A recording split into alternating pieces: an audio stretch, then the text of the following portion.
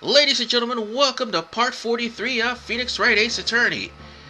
Yes, after a hiatus, I feel a lot better about that because, God, that part 42 was the longest part I had thus far. And probably going to get longer later on near the end of the game. I'm giving you a warning now. I mean, we only got at least 12 more parts left till we're done with Phoenix Wright. But right now, let's focus on what happened thus far. In the last part, despite having to deal with luminol and dusting for fingerprints, we found out that Jake Marshall's bloody handprint was on a locker.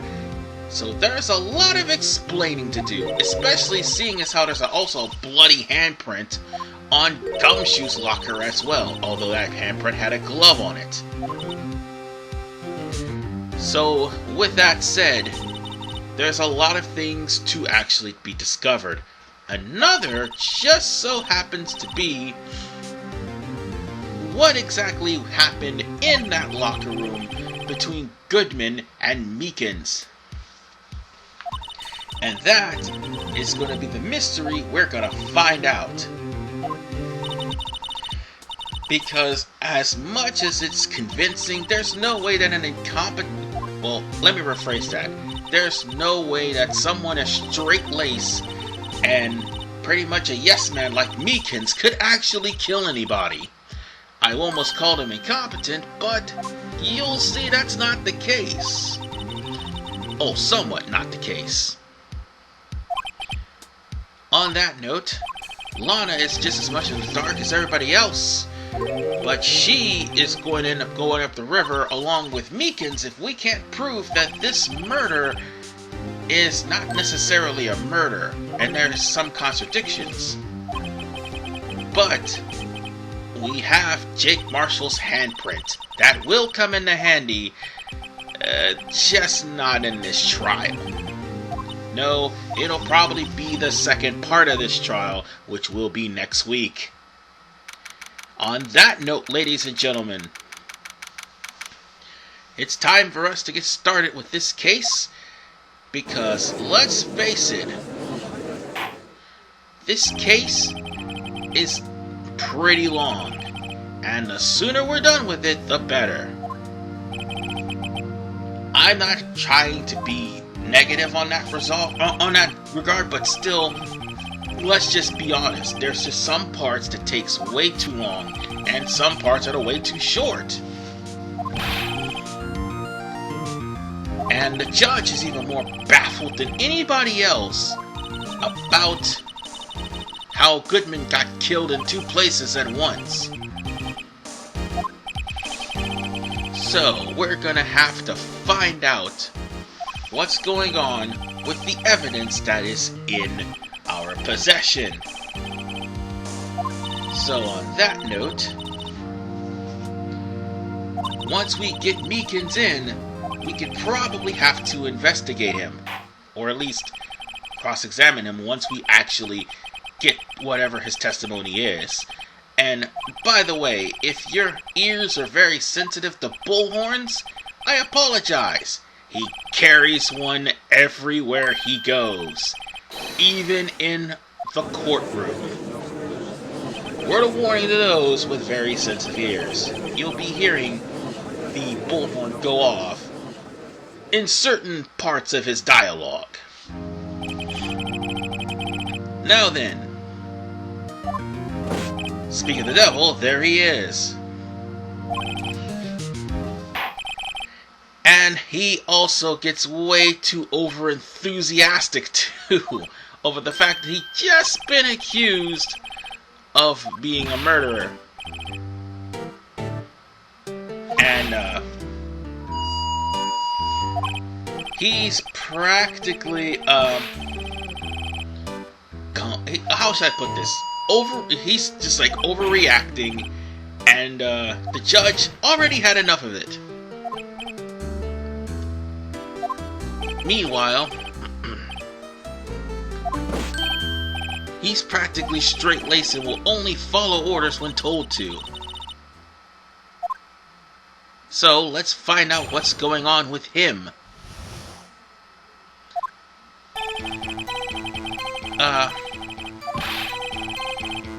Meekins was actually assigned to the evidence room. And as he was going there to check out what's going on and who that person was that came into the evidence room, he got slashed. And afterwards, he eventually blames himself for accidentally killing somebody.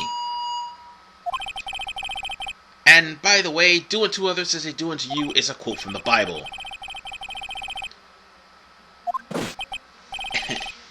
And, Meekins was also punched in the face, according to what just said. And now for the cross-examination. Press all of Meekins' statements. Do not put evidence near them. Just press them all. Meekins has to expose more information before he can actually show evidence. Press every last one of his statements, and that's basically what you have to do. And, oh god, that's right, the Blue Badger does come into play. Oh, for Christ's sakes. This thing. For those of you who are wondering, Meekins was the one who put that Blue Badger out into the entryway of the Criminal Affairs Office. And he put the Blue Badger back into the evidence room. Something that was done in celebration of the High Prosecutor's ceremony, which was Edgeworth's at least. Now then, here's something else. When you press his second statement, he will reveal his ID number, which, by the way, is 4989596. Oh, did he had to use the bullhorn? Seriously.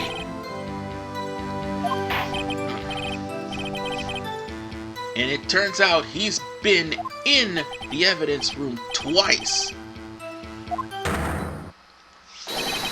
Once at 4:50, 10 minutes after Edgeworth, and once again at 5:14. As a matter of fact, 4:50 he put in the Blue Badger, and then no, it's 4:50 he put in the Blue Badger. 5:14. Oh, actually, 4:50 he pulled it out. 5:15 he put it back in.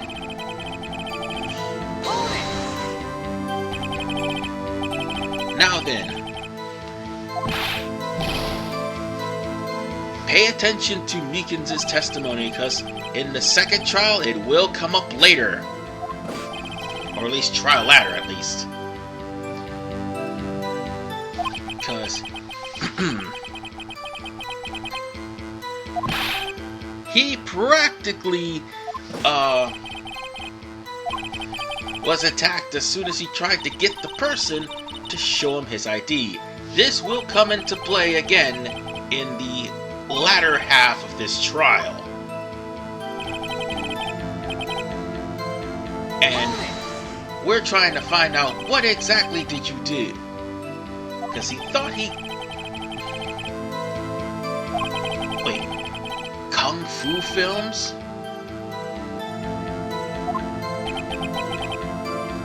How do you take someone's knife?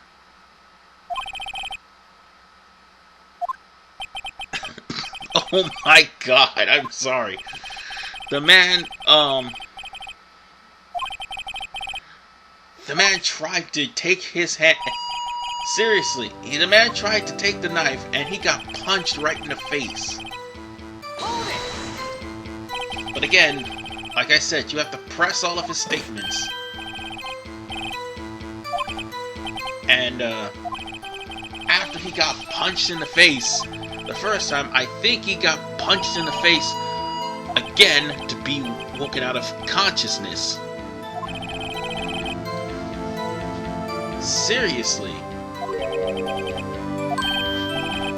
And then he just went back to work and put the Blue Badger back into the evidence room. Oh boy. Or actually, should I say, put it back outside.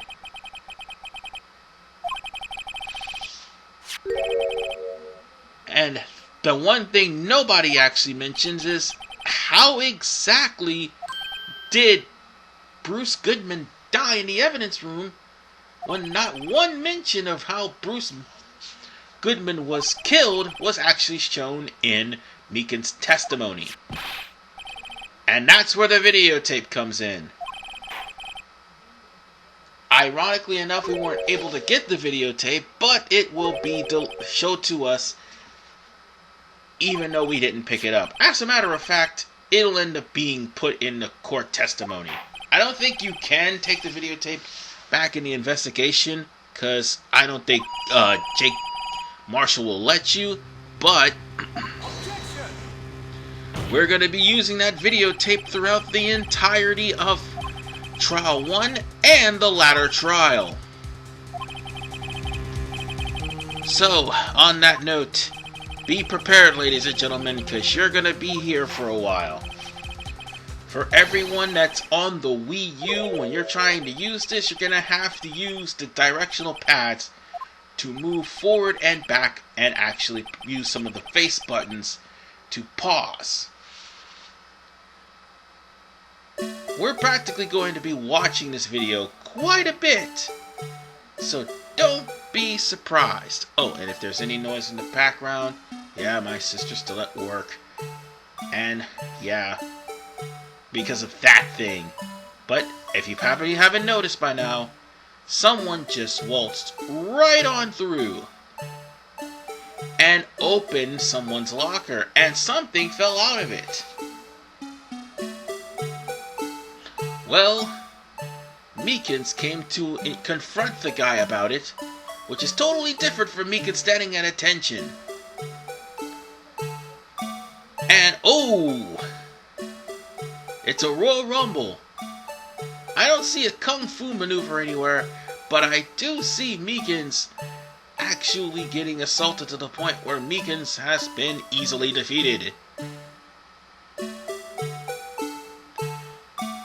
And he is completely unconscious. But something else is strange. Look at the end of that locker. That's going to also come into play in the second half of this trial. But everyone is just as confused. Because, what the hell had just happened? More like Edward's wondering what the hell is that wriggling piece of plywood. Which in turn, the Blue Badger was obscuring most of the shots. And herein lies the problem with the security video. The security video has,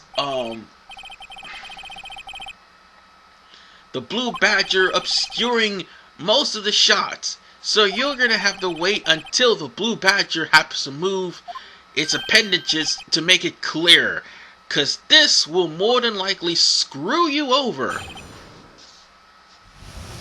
Even though the testimony will be... Excuse me one second. Sorry about that, ladies and gentlemen. The repairman came to fix my roof because a tornado came throughout Tampa 2 days ago. And, well, it did some damage to my roof. What can I say? Hurricane season. It always happens. What is with Mother Nature fucking with my roof? Anyway, enough about that. What we did happen to find out is the fact that the lockers can only be opened by one specific person. And that person was Goodman. Although something did fall out when he opened the locker, which should not be. But we're going to have to use this cross-examination to point out that contradiction. And a little word of warning to anyone. After the first viewing, which by the way was mandatory, and this viewing, which is also not as bad, anytime this video is brought up between the end of this first half of the trial and throughout the entirety of the second half of the trial, there will be a 2-notch penalty on it. And if this is the Nintendo DS version, That's 2 exclamation marks. So any mistakes you point out will end up costing you the game if you make too many. Do you see why I do not like this case? So, as it stands, we will have to use the footage. We will have to use the footage and find out the problem. So just say there is a problem. If there's no problem, then Meekins is going to jail. If you select there's no problem. So on that note, we need to point out the contradiction.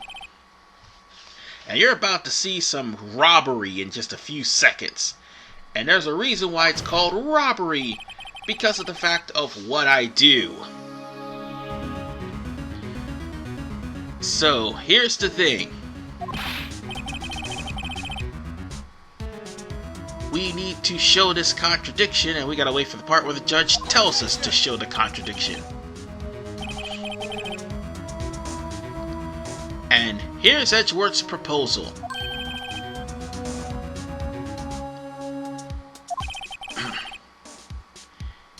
If we point out the electric contradiction on the video, everything would be fine. However, there is one other thing I forgot to mention about this video. From here on in, there's only a certain amount of times where the video can be shown in this part of the trial. The second half, it could be shown as many times as you want, so long as you don't screw up and cost yourself a penalty. But here, there's only a certain amount of times the video would be shown. If you do not show the video, you do not show the contradiction before Meekins actually gets completely grossed out, well, he'll demand that the video be stopped, and that's exactly what will happen.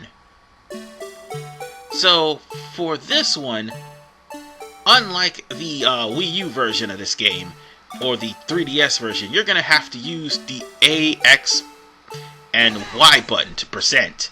And here's the robbery. I actually pressed the locker, which is supposed to be happen. That's the thing, you're supposed to examine the locker and present it, and I did. The robbery comes in the fact that let's just play the video again. The robbery comes to the fact that they didn't count that as an actual point of presentation. And I pointed onto the locker that was glowing. The last time I did that, they accepted it. Not here. Like I said, robbery. Now, here's the thing. You're going to have to actually point at the light above Goodman's locker. So that's what you're supposed to do. And that's the other thing. This damn thing obscures the vision. So you're going to have to pause when the Blue Badger puts down its flag. And as you point to the light, you notice that there shouldn't be a light if the locker was not unlocked. If it is, then there's a light. And it's been pointed out that Gumshoe needed thumb recognition in order for to open the lockers because he keeps losing his goddamn ID. So if somebody's thumbprint is, well, somebody else's thumbprint other than Goodman's is not on the locker, then it shouldn't open. Meaning one thing. Something was wedged in the locker to keep it from actually opening or close. No, keep it from closing, sorry, that's what it is. So on that note, ladies and gentlemen, we'll find out exactly what that is in part 44. This is RFman985. Peace out.